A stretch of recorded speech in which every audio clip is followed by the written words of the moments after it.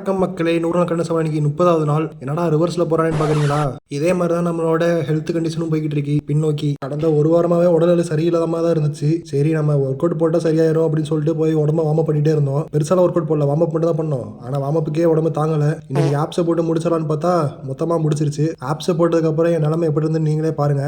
A few moments later.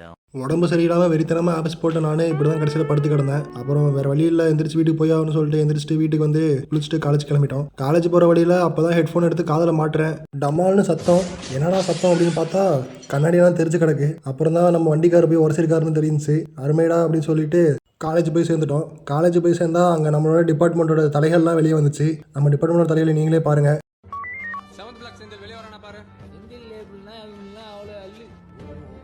தலைகள்லாம் பெரியவங்கலாம் இல்லைங்க, இவங்க பொறுக்கி. அப்புறம் அப்படியே உட்காந்து எடிட்டிங்லாம் முடிச்சுட்டு நாளாக முடிச்சாச்சு. கடினமாக இருங்க.